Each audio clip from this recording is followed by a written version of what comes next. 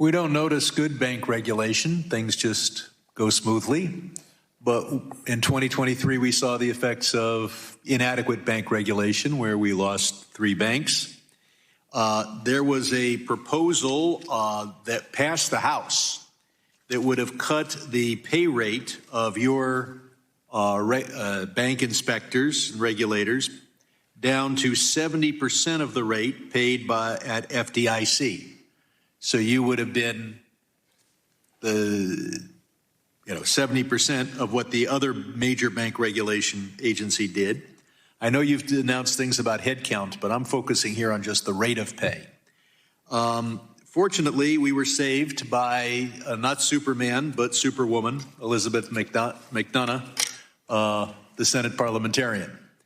But what effect would it have had on our ability to have good bank regulation if you had to go to all the folks in doing bank regulation at the Fed and say that their pay is going to be cut to 70% of the rate of pay over at the FDIC?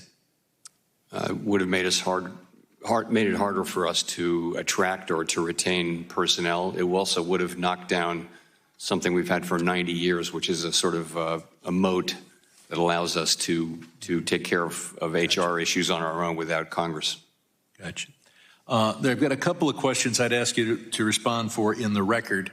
The first is Section 899 of the big ugly bill, big beautiful bill, whatever you want to call it, enforcement of remedies against unfair foreign taxes. What this does is it imposes a tax on those residents of about 24 foreign countries should they invest in the United States, including in our treasuries. And we're trying to attract capital from abroad. This is to push out capital abroad. It doesn't affect China. It just affects 24 of our friends, particularly in Europe. The other thing I'd like you to respond for is the record is the tariffs and the effect that that has not only on the inflation rate, but therefore on interest rates. And at your press conference, you said increases in tariffs this year are likely to push up prices and weigh on economic activity. And I'd certainly like to know more about that. The Treasury has our reserves, but you also have a liquidity fund, which I believe involves buying and selling foreign currencies. And so that begs the question whether if you're allowed to buy the euro, whether you're allowed to buy cryptocurrencies. And of course, the president has said that some agency of the federal government should have a strategic crypto reserve. Do you or your successors have the legal right to take assets of the Fed and buy Bitcoin or Trump coin?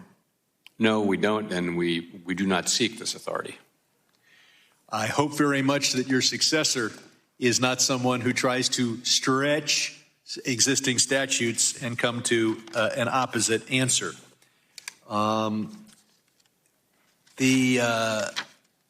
like to focus a little bit on when you came before our committee last, I guess, in February. I asked you if you would take a holistic look at bank capital requirements, including the risk-based capital ratios like Basel III Endgame and stress testing to make sure that you don't have a contraction in the ability to provide credit to Main Street businesses, and you said you would do that.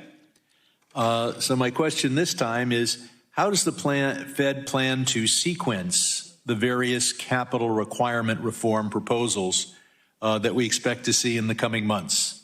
In what order will you proceed with reforms on Basel III weight risk capital, leverage ratio, stress testing, and the GSIB service charge, knowing that these have interactive effects? Can you tell us what the sequence will be? So I really do. This is the heart of what the Vice Chair for Supervision is assigned to do, is to bring proposals to the board.